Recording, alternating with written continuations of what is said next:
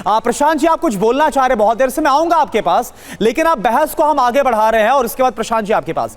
प्रधानमंत्री ने कल दरअसल केवड़िया में कहा कि कुछ लोग सेना में दरार डालना चाहते हैं। आखिर प्रधानमंत्री किसकी ओर इशारा कर रहे हैं, चर्चा करेंगे, लेकिन बयान पहले हम सुन लेते हैं।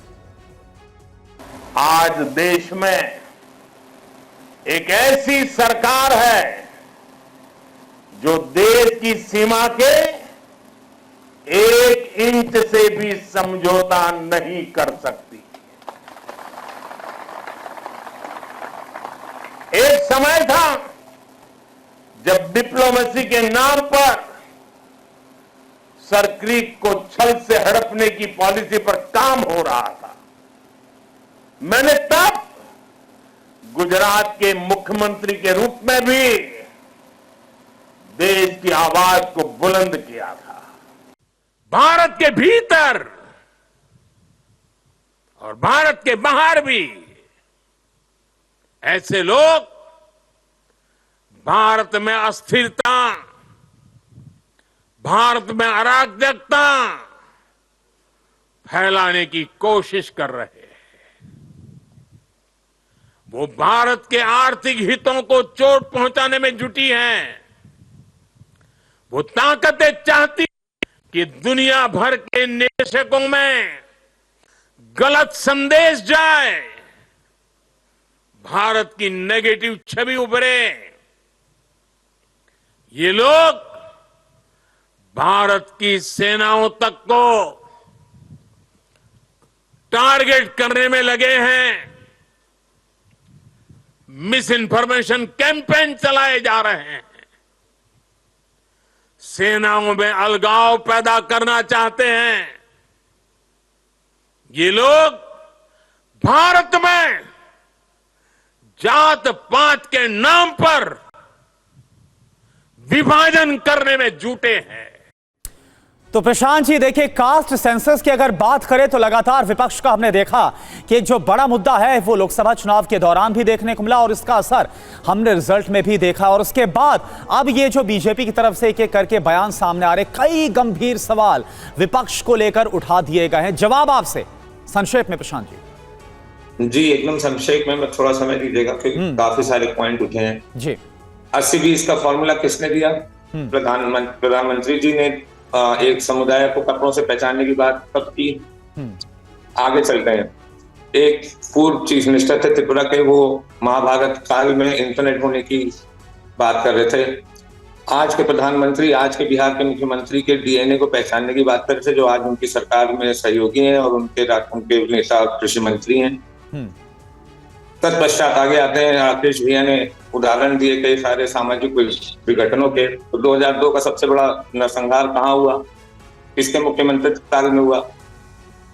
उसके आगे बढ़ते हैं। रामकृपाल जी, आदरणीय रामकृपाल जी ने बताया राष्ट्र की परिभाषा, जो इस समय दुनिया के अंदर जियोपॉलिटिकल स्थिति है, चाहे ईरान का इराक से कंफ्लिक्ट हो, चाहे सीरिया का कंफ्लिक्ट हो, चाहे लेबनान का कंफ्लिक्ट हो, चाहे आप चले आइए तो रशिया और यूक्रेन का कंफ्लिक्ट हो, क्या वो सेफ है या हम ज्यादा सेफ हैं?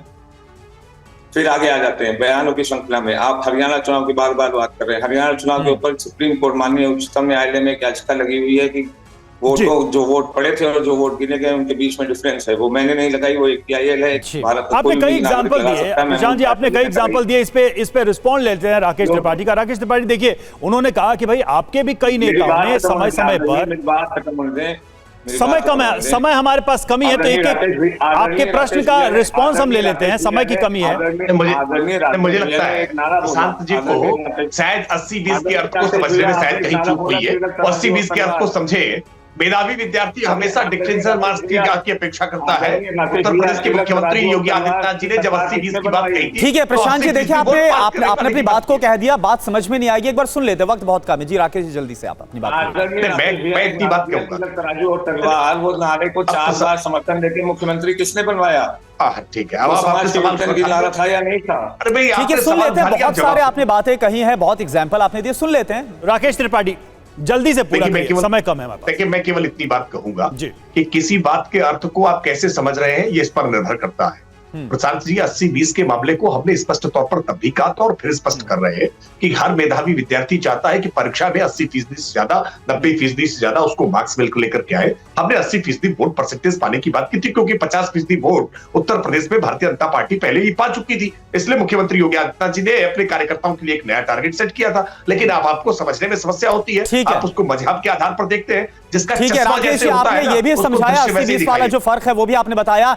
क्या रामकृपाल जी इसको ऐसे ही समझा जाए जिस तरह से बीजेपी समझाने की कोशिश कर रही है, राकेश जी बताने की कोशिश कर रहे हैं, कुछ और है? देखिए, वो कहा जाता है ना, हरि अनंत हर कथा अनंता, कहीं सुने इस बहुविध सब संता। सब लोग मैसेज समझ रहे हैं और ये सही है कि नेताओं के कई बार, जैसा प्रशांत जी ने कहा कि कई बार कुछ बयान ऐसे होते हैं, लेकिन मेरा केवल एक ही निवेदन है कि वोट की राजनीति रहेगी, हमेशा एक लोकतंत्र में होती है, लेकिन राष्ट्र को जोड़ने की अगर कोई बात आ रही है, उस पे चोट करके अगर कोई चीज की जाती है तो ये सबके लिए दुर्भाग्यपूर्ण है। बिल्कुल, बहुत ही ये कहता हूं, बहुत ही महत्वपूर्ण टिप्पणी है आपकी। और जातियों की बात भी करें, लेकिन राष्ट्र की एकता की कीमत पर, समय हमारे पास कम है, माफी चाहूंगा मैं, लेकिन आपने बहुत ही महत्वपूर्ण, और मैं समझता हूं कि इस डिबेट को हम ऐसे ही कंक्लूड करें कि राजनीति चलती रहे, चलिए बयान भी आते रहेंगे, लेकिन राजनीतिक दल हो, नेता हो, उनको इस बात का ध्यान रखना चाहिए कि कम से कम राष्ट्रीय एकता के विषयों पर वो एक साथ आएं, जनता को कुछ ऐसा ही संदेश दें ताकि लोग समझे कि इस देश की एकता ही इसकी असली शक्ति है। बहुत बहुत शुक्रिया आप सबका, समय हमारे पास इतना ही था। बहुत बहुत धन्यवाद इस चर्चा में शामिल होने के लिए।